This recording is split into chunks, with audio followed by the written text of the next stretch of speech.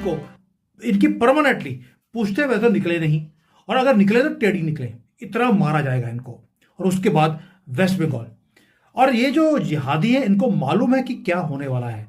UP आपने अपने control में कर लिया, बिहार आपके हाथ पे आ गया है, यानी कि नेपाल के साथ बॉर्डर जो था, जहां पर इन्होंने गंदी गंदी मस्जिदें बना दी थी, अब वो टूटेंगी, और वहां से जो रास्ता था इन जिहादियों का भारत में आने का, वो बंद हो जाएगा। इन्हें मालूम है कि क्या आ रहा है, इनकी नकेल कसी जा रही है, और ये सारा कुछ हो रहा है क्योंकि महादेव का इंसाफ शुरू हो गया। और बिहार जो है इज क्रूशल बिकॉज ये इंडिया की थर्ड मोस्ट पॉपुलर स्टेट है। तकरीबन 130 मिलियन लोग हैं यहाँ पे, जितना पंजाब जो सूबा है हमारा, जितना इतना कोई ये पूरा ये एक स्टेट है। और कहा जाता है कि ये जो पांचवा जो highest number of law makers हैं पार्लियामेंट में यहाँ से जाते हैं। ठीक है जी। सो ये अगर इसका कंट्रोल ना रहता, नेपाल से इसका बॉर्डर मिलता है बांग्लादेश के साथ, बिल्कुल ये थोड़ा सा इसका फर्क है। अगर इसका वोट ना मिलता तो नरेंद्र मोदी की जो हिंदी हार्टलैंड की जो पावर स्ट्रगल थी वो खत्म हो जाती। ये हिंदी हार्टलैंड है।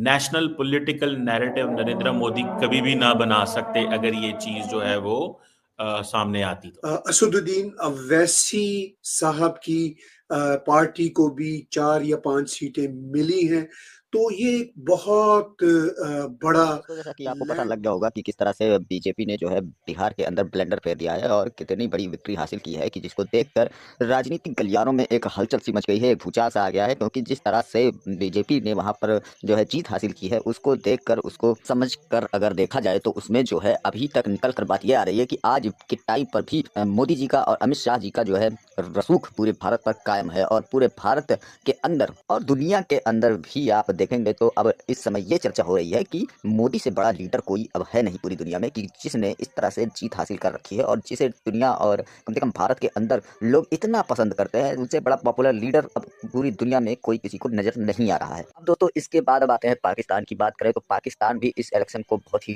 कड़ी नजरों से देख रहा था, क्योंकि उसे नहीं लगता था कि जो है भारत के अंदर, बिहार के अंदर जो है बीजेपी गवर्नमेंट बन जाएगी और बीजेपी की और मोदी साहब को इतनी बड़ी जीत मिलेगी। क्योंकि उनका तो सीधा सा आप सिद्धांत ये मानकर चलिए कि वो यही सोचते हैं कि किसी न किसी तरह से भारत को हमें तोड़ना है, भारत के अंदर हमें जो है बर्बादी देखनी है, और इसी का मंसूबा वो बनाए हैं। और उनका ये मंसूबा अब तभी कामयाब होगा जब एक बार ये गवर्नमेंट जाएगी, यानी कि मोदी साहब जाएंगे। तो एक तरफ तो विपक्ष का रोना चल रहा है भारत के अंदर, और इंटरनेशनल दुनिया में पाकिस्तानी मीडिया पर और पाकिस्तानी लोगों के अंदर जो है पाकिस्तान में रोना धोना मचा हुआ है कि जो है बीजेपी वहां पर लीड कर गई, वहां पर जीत गई और लैंडस्लाइड कर दिया। क्योंकि बीजेपी का तो ये मॉडल ही है कि उसे जो है हिंदू राष्ट्र और हिंदुत्व के ऊपर वो राजनीति कर रहा है। इसको देखकर पाकिस्तानी और भी चिढ़े हुए हैं और उन्हें लगता है कि अब इससे जो है हमारे लिए और हमारे जो है मंसूबों पर पानी फेरा जाएगा। क्योंकि बिहार भी एक बहुत खास जगह है, क्योंकि वो नेपाल से और बांग्लादेश से कुछ दूरी पर सटा हुआ है। तो इस वजह से वो इसे एक बनाना चाहते थे कि इसे यहाँ पर हमारे, अगर बीजेपी गवर्नमेंट नहीं रहेगी तो हमारे लोगों के लिए, यानी कि जो ये टेरर एक्टिविटी और जो जिहादी लोग हैं ना, उनके लिए एक बढ़िया फील्ड बना रहेगा। लेकिन अब वो चीजें वहाँ से खत्म होंगी, वहाँ से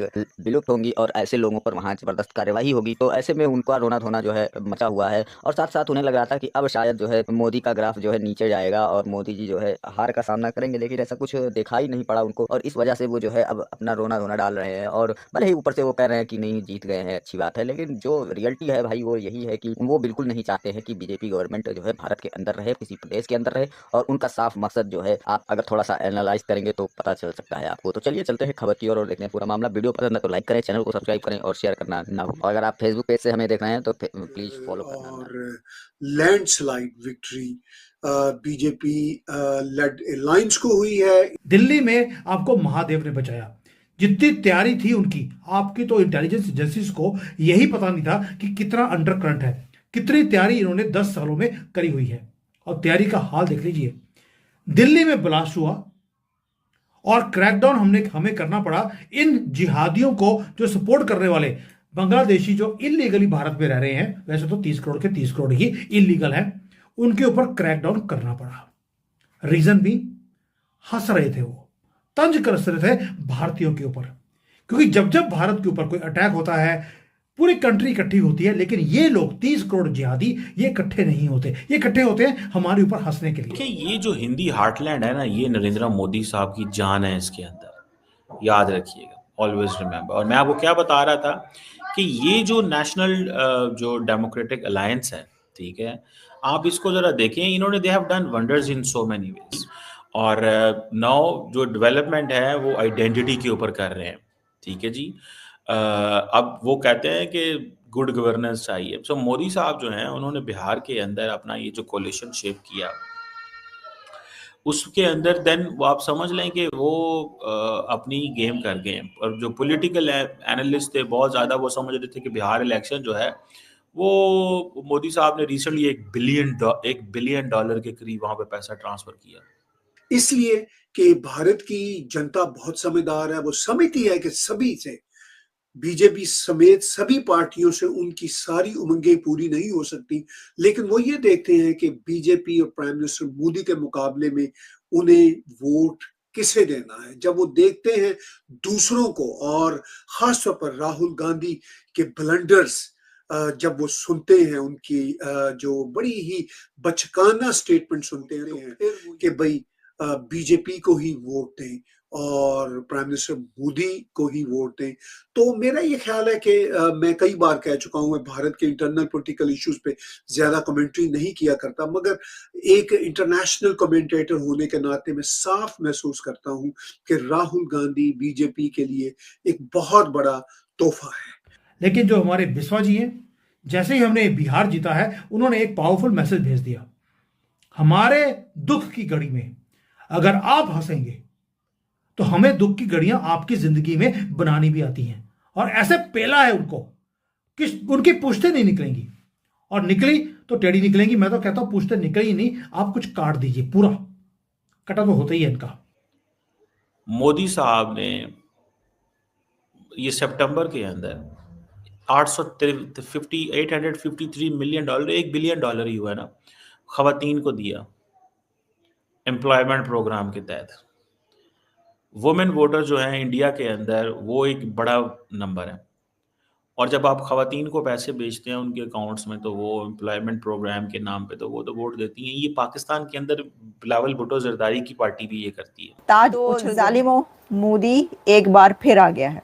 मोदी जो है वो छा गया है। इसकी वजह यह है कि मोदी ने अपनी जो मुखालिफ पार्टियां थी उनको पछाड़ दिया है। बिहार में मोदी की पार्टी ने लैंडस्लाइड विक्ट्री ली है और इस विक्ट्री पर बड़ी खुशियां मनाई जा रही हैं और बहुत इसको सेलिब्रेट किया जा रहा है।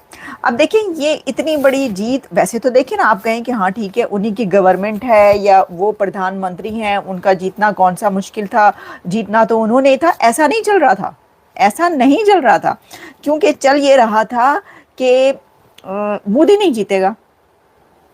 अच्छा, और मोदी ने जीत के दिखा दिया। हुआ ये कि मोदी ने कहा कि जालिमों लो जी, जालिमों जो भी कर लो मैं आ रहा हूँ, और मोदी ने कहा मैं आ रहा हूँ और मोदी आ गया। तो अब आप ये देखिए कि इस इलेक्शन में जो नीतीश बाबू हैं, नीतीश बाबू कह रहे हैं कि उन्होंने अपना बड़ा वो एक जिसे कहते हैं ना जादू चलाया, जादू की छड़ी ऐसी चलाई है नीतीश बाबू ने कि इधर से उधर करके रख दी है। एक किनारे से दूसरे किनारे तक उन्होंने जो है ना एक ऐसी लहर चलाई है वोट की। कह रहे इतना वोट पड़ा है, इतना वोट पड़ा है मोदी की पार्टी को, इतना वोट पड़ा है बिहार में मोदी की पार्टी को, तो कि सब हैरान और परेशान है।